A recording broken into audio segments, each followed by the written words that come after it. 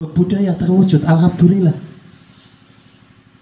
Lalu saya keluar setiap tahunnya membawa pemindahan Kidul. Kemarin Mbak Loji, tapi Mbak Loji nggak masuk yang di membaca Jepara Jilid 7 karena saya tulis isai. Saya nggak putus asa di sini Mbak Loji harus keluar. Saya kirim ke Jakarta, isai, kumpulan isai. Mbak Loji sudah sampai Jakarta, Mas. Dengan cerita yang rutin, saya nggak berani menulis tanpa ada kekuatan. Karena apa? Penulis itu dituntut tanggung jawab sampean nulis iki lho. Tanggung jawab enggak? Saya tanggung jawab. Di sini ada ISBN-nya resmi dari Kementerian Republik Indonesia. Jadi kalau orang bilang nulis gak menulis, pertanggung jawabannya menulis ini loh. Dan saya tertarik dengan apa? Lintang 7, Lintang Turing Silopuro. Insya Allah saya sangat setuju dan akan saya menjadikan buku. Saya minta waktu 1 tahun. Tapi pencetus Lintang Lintang Turing Silopuro, saya minta pertanggungjawabannya sebagai narasumbernya, membantu tulisan saya, dan ini nanti akan ditaruh di Balai Tisa. Iki lho ana bukune Lintang Pitu Turing Silopuro. Bagus nggak kira-kira? Ini semua teman nanti boleh ikut. Pak, aku dewe unek-unek ini main gabung ya, monggo. Yang penting berkaitan dengan Mindahan Kidul. Gini apa buat teman tuh? Kira-kira masuk nggak? Hei, dongo yuk.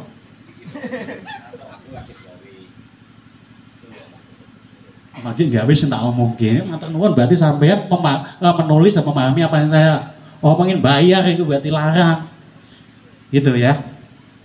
Jadi setiap tahunnya saya memang membawa Mindahan Kidul dengan cara saya sendiri, lewat sebuah tulisan.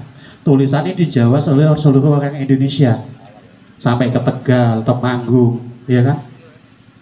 Dan juga Pak Ganjar sudah ada juga, alhamdulillah sudah diterima. Dan ini ada yang luar biasa di sini. Jilid 3 ini saya menulis tentang Senopati.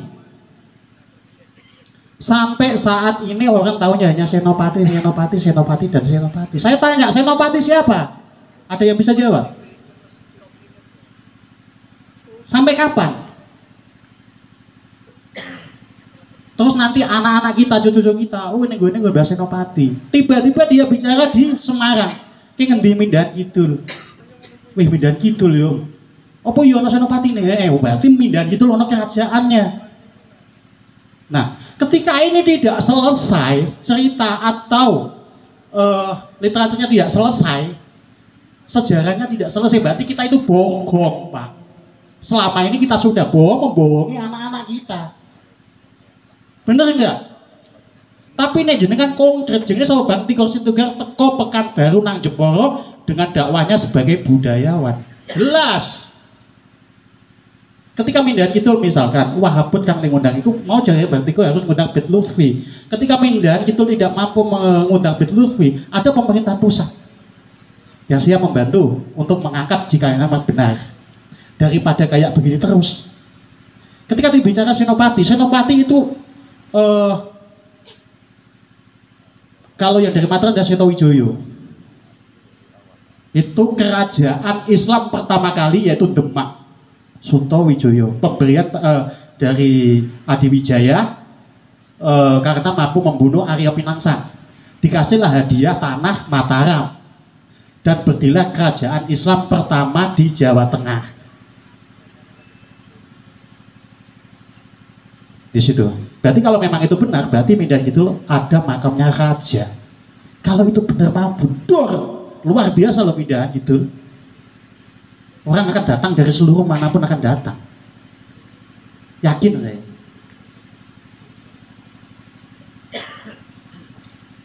Ini untuk pemahaman sebuah sejarah. Makanya kita jangan sembrono dengan sejarah.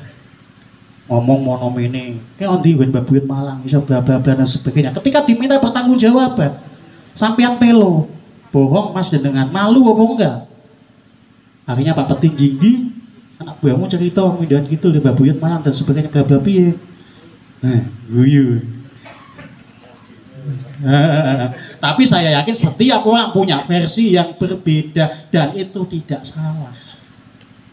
Jenengan semua, saya yakin punya versi masing-masing dan itu sah. Gitu. Jadi harapan saya dengan teman-teman yaitu marilah kita kembalikan apa yang pernah kita miliki, apa yang pernah menjadi kejayaan Mindahan Kidul dengan cara seperti tadi yang disampaikan Bang Tiko, edukasi. Kalau Bang Tito tadi membawa visi menanam atau membentuk sebuah pariwisata, sama halnya dengan visi Pak Inggi. Visi Mindahan Kidul yaitu dibangun pariwisata, monggo. Sangat bagus. Wong neng orang Tines sih pasti liwat Mindahan kok. Neng Mosari yo liwat Mindahan. Neng wong kok Jepara kok Bau tapi. Neng wong kok Mayong yo pasti metu Damaran, akhirnya ketiban Keluk. Asem wong kaya demono jasa gelem mampir ning Mindahan. Lah Mindahan ono apa? Empuk. Nah, gitu kan. Tapi ketika Lintang Pitu Seloboro sudah terbentuk, saya yakin orang itu akan mampir. Itu loh Moncere Mindahan Kidul. Luar biasa. Siapa mereka? Mas Ana. Iya kan? Semua akan tertarik masuk karena kuat dengan sejarahnya. Gitu. Saya yakin. Kenapa sering kan orang jarang yang ke tempat sini dari Demak, dari Tuban, dari mana? Kan ke sini. Taunya dari mana? Nah, itu. Kalau ke Demak, ke Mantingan sudah biasa, ke Kudus sudah biasa. Tapi kalau ke Mindahan, ini luar biasa. Itu dari saya. Sedikit penyampaian untuk teman-teman, untuk kita pelajari kembali bahwa kalau kita memang mempertahankan kebudayaan, ya kita gali dulu sejarahnya dong. Mosok iya wong guru-guru gawe reca, gawe candi terus ngerti asal usule. Candine sopo? Nah, kan lucu. Tapi kalau kita ada biografinya, sangat luar biasa, Mas. Tanda tangannya sangat luar biasa.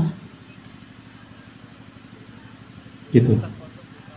Terus untuk yang menambah daya tarik, menambah pemasukan desa, cobalah kita bikin channel YouTube atau seperti yang teman-teman lainnya, keindahan desa Panemara kita gitu kan. Ketika mereka datang, tempat siapa? Tempat Mas Bayu. Nah, akhirnya mereka ingat Menggilas Terjal. Menggilas Terjal itu film yang dibintangi oleh Mas Bayu. Buka YouTube, di sini ada. Ternyata di Mindahan ada aktornya, ada pemainnya di sini di Mindahan. Dan insya Allah nanti April syuting lanjutan yang di Bandung, Jakarta dan Bogor itu FTV, film pagi di SCTV. Insya Allah kemarin sudah ada infonya seperti itu dan ya mudah-mudahan bisa berjalan terus dan kita lagi-lagi membawa nama baik kita, nama Mindahan Kidul, gitu kan. Harapan saya seperti itu. Jadi di sini tidak ada yang mustahil. Yang kedua adalah kesempatan. Sekali ada, ambil, jangan dibuang. Ketika Anda dapat kesempatan dan bilang, oh besok, sudah diambil orang lain. Sama halnya malam ini, 2 hari waktunya ya Bang. Kalau Bang Tigor dan Mas Anam dan kawan-kawan tidak ambil, ini mungkin dijipuk si Dealit Welahan. Kendeng juga bisa. Karena apa? Di sana ada kebudayaan sangat kuat itu Welahan.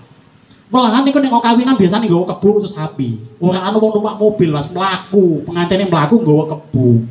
Dan seperti itu terus menerus. Itu artinya mereka mempertahankan budaya. Gitu. Dan saya yakin pemerintah pun sangat support. Demikian dari saya, cukup. Terima kasih. Untuk nantinya akan dilanjut dengan Pak Iska Wijaya, pengamat budaya juga pelaku budaya. Insya Allah bisa diperpanjang nanti. Terima kasih. Wassalamualaikum warahmatullahi wabarakatuh. Jadi saya coba tambah ya. Jadi kemarin itu anak-anak dari kelas 1 sampai kelas 5 itu datang ke tempat saya. Hampir sekitar 20 orang anak. Laki-laki semua. Mereka mau unjuk rasa ke balai desa, mengajak teman-temannya anak laki-laki yang lain mau unjuk rasa ke balai desa. Mereka membawa slogan, tidak boleh ada yang jual jamu di tempat kami, di desa mereka. Masalahnya apa? Satu, ketika yang jual jamu menjual jamu tolak angin, anak-anak ora iso ngumpulke layangan.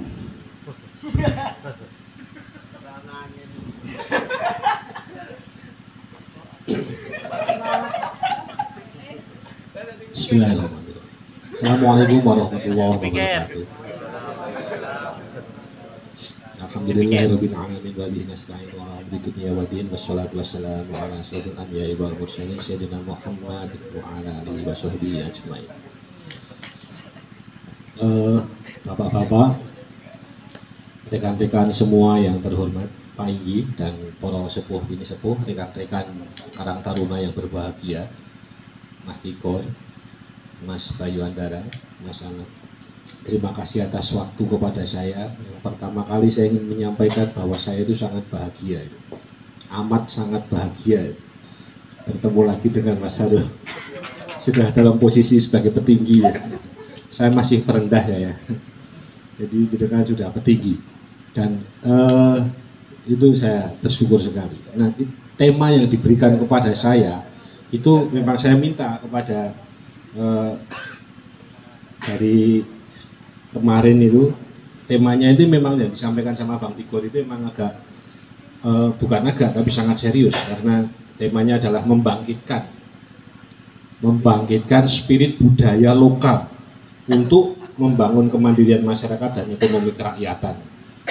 Ini tema simposium dari Kementerian Pariwisata. Jadi,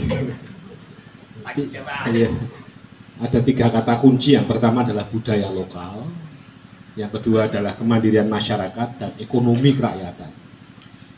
Mas Tigor dan Mas Bayu sebenarnya sudah sudah menjelaskan secara lengkap tentang pandangan tentang pengembangan desa wisata itu atau tujuan atau destinasi wisata.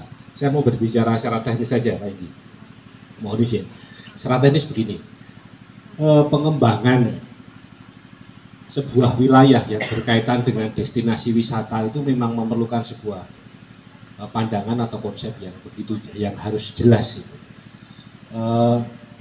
Ketika Mas Alex Komang almarhum dari Pecangaan atau Mas Saifin Nuha, orang-orang tidak pernah menyangka kalau Mas Alex Komang itu aslinya dari Pecangaan Jeporo.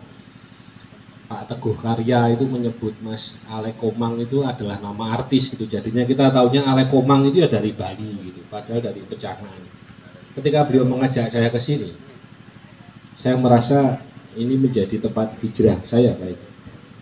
Hijrah saya betul-betul hijrah, karena kemudian saya pindah KTP ke sini. Ya, meskipun dulu pada saat SMA saya pernah ke sini pertama kali lagi.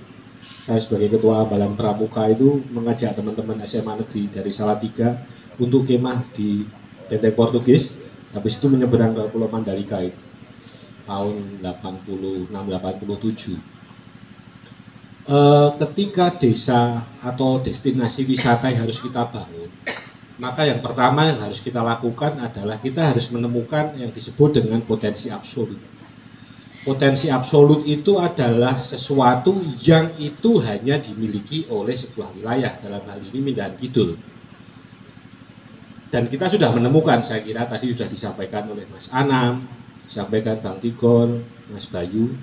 Potensi absolut itu seperti contohnya, R.A. Kartini lahir di Jepara. Itu tidak bisa diambil oleh kota lain. Tidak bisa diambil oleh kota lain. 10 November